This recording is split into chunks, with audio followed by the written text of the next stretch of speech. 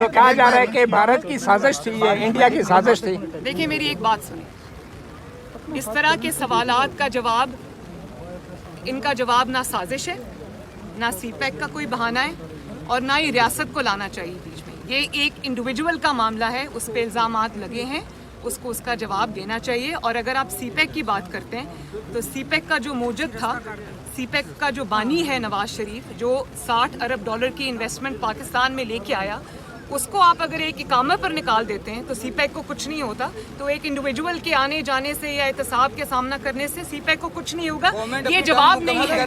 یہ صحافی کی جو دھمکی دی جا رہی ہے اور قتل کی دھمکیاں، دیکھیں عمران خان اور حکومت کو چاہیے کہ اس کیس کے بعد اپنی جو احتساب کا بیانیہ ہے، جو پہلے بھی بہت دفعہ ارشد ملک کے تھرو اور بہت چیزوں کے تھرو ایکسپوز ہو چکا ہے، اس کی جو کفن دفن کا انتظام کر لے اور اس کو اختلافات کی خبروں پہ کامنٹ کرتے ہیں جو احمد نورانی کو دھمکی دی جا رہی ہے، قتل کی دھمکیاں دی جا رہی ہیں۔ میڈم اختلافات کی خبروں پہ ذرا کامنٹ کرتے ہیں۔ میں اس چیز کے خلاف ہوں، don't shoot the messenger.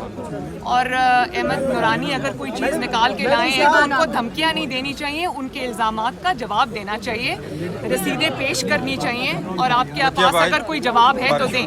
Madam اختلافات سے کامنٹ کرتے ہیں۔ میڈم اختلافات کی خبروں میں کتنی حقیقت ہے؟ نہیں، الحمدللہ مسلم لیگ نون میں کوئی اختلاف نہیں، کوئی اختلاف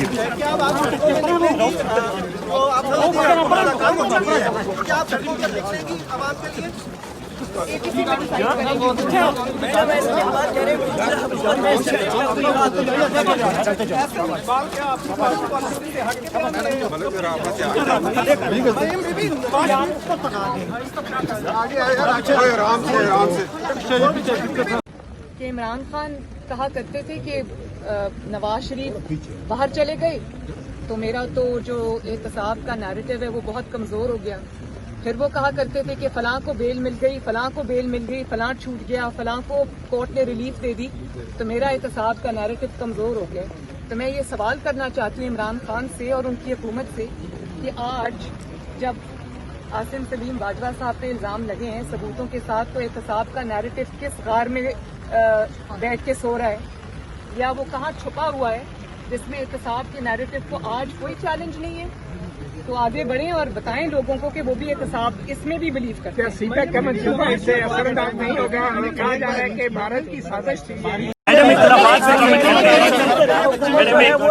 میڈم اختلافات کی خبروں میں کتنی حقیقت ہے؟ نہیں، الحمدللہ مسلم لیگ نون میں کوئی اختلاف نہیں، کوئی اختلاف نہیں۔ بات کر سکتی ہوں کہ میاں صاحب نواز شریف صاحب 3 دفعہ اس ملک کے وزیر اعظم رہے، تو ان پر جھوٹے مقدمے بنائے گئے، وہ جانتے ہوئے کہ وہ مقدمات جھوٹے تھے، ان کی بیٹی پہ جھوٹے مقدمات بنائے گئے۔ میں تو کبھی سرکاری افسر نہیں رہی، میں کبھی سرکاری پوزیشن میں نہیں رہی۔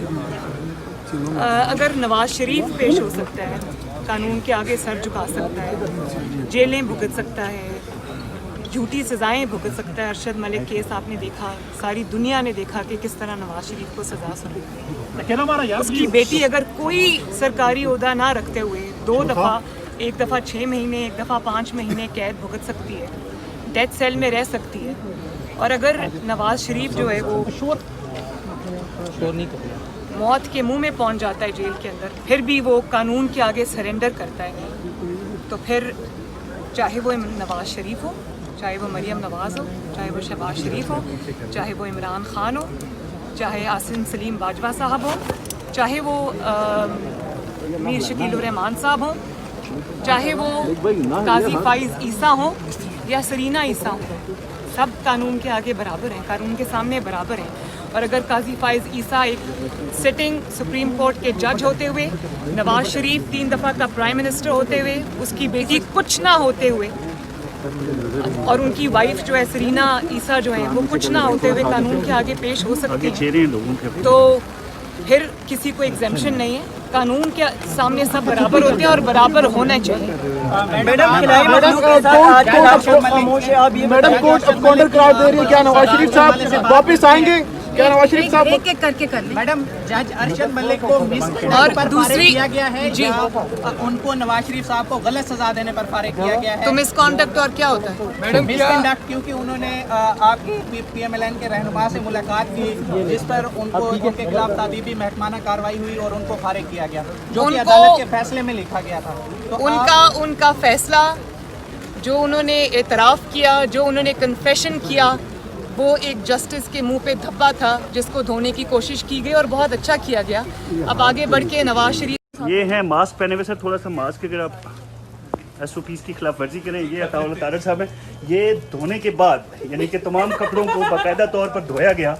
इस किस्म की धक्कम पेल हुई वहाँ पे, एहसन इकबाल साहब गिरे। पुलिस की मोहब्बत है हमारे से जी। ये इस्लामाबाद पुलिस के बारे में क्या कह रहे हैं अता भाई? उनकी मोहब्बत है, उन्होंने हमें रिसेप्शन दिया एहसन इकबाल साहब को, शाहिद खान साहब को, हमें वो खारदार तारों से हमारी बचत हो गई, वरना एहसन साहब को खारदार तारों में धकेलने की पूरी कोशिश की गई और मैं भी खैर खारदार तार फिर हमने पकड़ ली कि हम उसमें जाके लगे ना।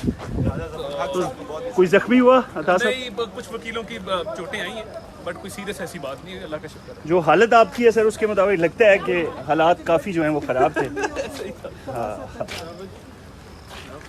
को नवाज शरीफ साहब को गलत सजा देने पर फारिग किया गया है। तो मिसकॉन्डक्ट और क्या होता है? मैडम क्या मिसकंडक्ट क्योंकि उन्होंने आपकी PMLN के रहनुमा से मुलाकात की, जिस पर उनके खिलाफ तादीबी महकमाना कार्रवाई हुई और उनको फारिग किया गया, जो कि अदालत के फैसले में लिखा गया था।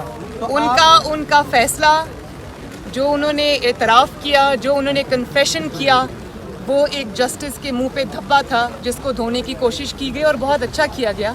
अब आगे बढ़ के नवाज शरीफ